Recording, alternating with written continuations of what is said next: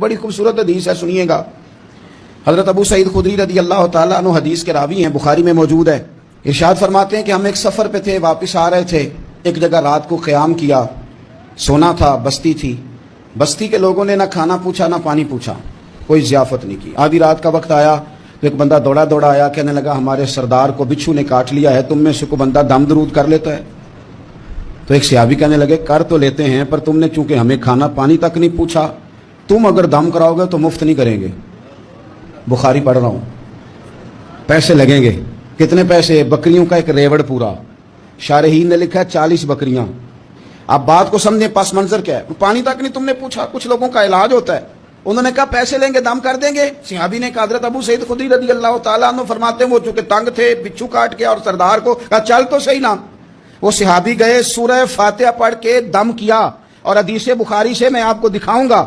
لوگ کہتے ہیں دم کدھر سے آ گیا؟ بخاری پڑھ رہا ہوں, صحیح بخاری. شفا تو اللہ نے دینی ہے نا, رب کریم نے شفا دے دی.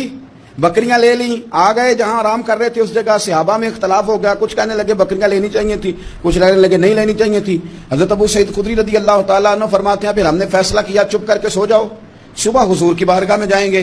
اگر کریم نے کہا لینی چاہیے تھی پھر تو موج بن گئی, اور اگر کہا نہیں لینی چاہیے تھی تو بکریاں ہانک کے واپس کر دیں گے. مسئلہ کیا ہے؟ کہتے ہیں صبح گئے حضور کی بارگاہ میں, جا کے مسئلہ عرض کیا, یا رسول اللہ انہوں نے بھی پانی کوئی نہیں پوچھا تھا, ہم نے بھی کہا دم کریں گے تو پیسے لیں گے, تو ہم نے یہ بکریاں لی ہیں. شارحین لکھتے ہیں 40 تھی شاید.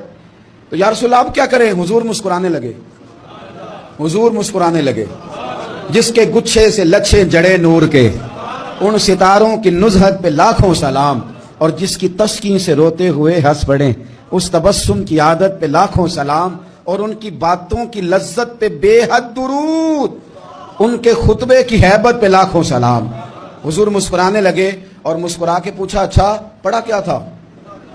یا رسول اللہ سورہ فاتحہ. فرمایا سکھائی کس نے تھی؟ کہا یا رسول اللہ آپ نے. فرمایا پھر آدھی بکریاں میری ہیں آدھی تمہاری ہیں, اور میرا حصہ نکالو نا.